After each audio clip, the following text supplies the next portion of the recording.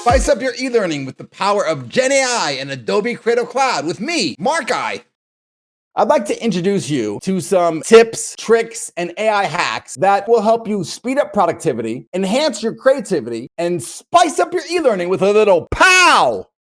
Next up, spice up your e-learning with Adobe Stock. You can discover free, high-quality assets right here in Adobe Stock. A one-stop shop for everything you need from videos, photos, illustrations, vectors, audio templates, fonts, 3D, you name it, you can get it here at Adobe Stock. And if I drop down here, I could choose free assets on Adobe Stock. And I'm going to type in pics of people working in an office. And boom, easily I have all these images that I can license for free to use in my presentations.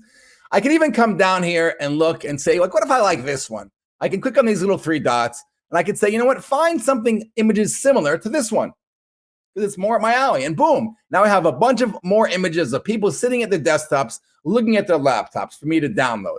I can either click on them to license, and you'll see when I license them, because it's free, it quickly downloads to my desktop. So it's actually down here in my downloads. And it also says it's saving to my default library. So what is that? Spice up your e-learning with CC libraries. What are CC libraries?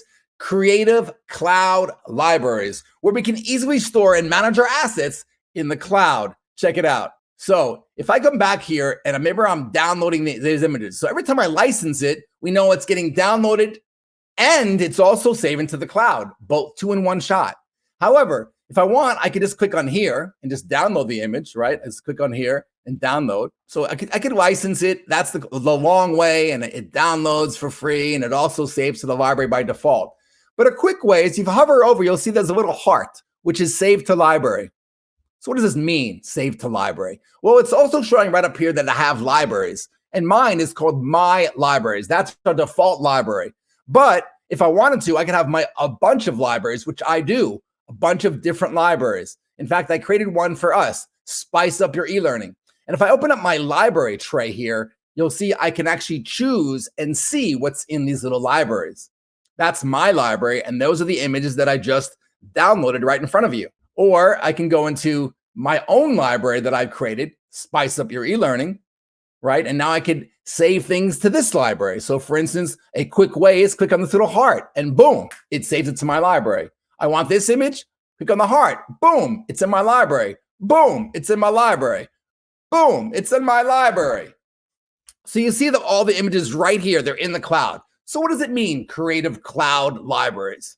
So I'm going to go back now and show you now. If I go inside of Photoshop, Photoshop has something underneath window, right? All these apps are similar. In fact, that underneath window are all the windows you can use for each application. And if I go into window libraries, you'll see I have a bunch of libraries here, right? There's my library, there's my default, there's my Spice Up Your E-Learning library. And you notice how inside of these libraries are these images.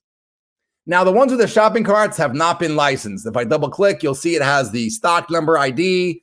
It has the watermark all over it, right? I'd have to click on this little icon right there and boom, now it's licensed and it's free, boom. So to license it is basically, that means you're kind of buying it, right? You'd be buying it in the shopping cart, you'd be paying for it, it's yours, it's royalty free, you can use it in your apps. Now, this is free, so we're still licensing it. Otherwise, it'll have the watermarks and stuff on it.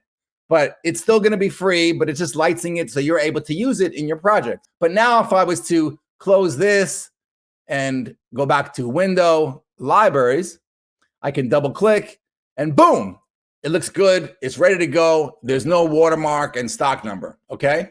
So I'm just going to click on all these real fast. And as you can see that not only did clicking on the little heart put these into my library, but now they're accessible inside of Photoshop. But wait, there's more.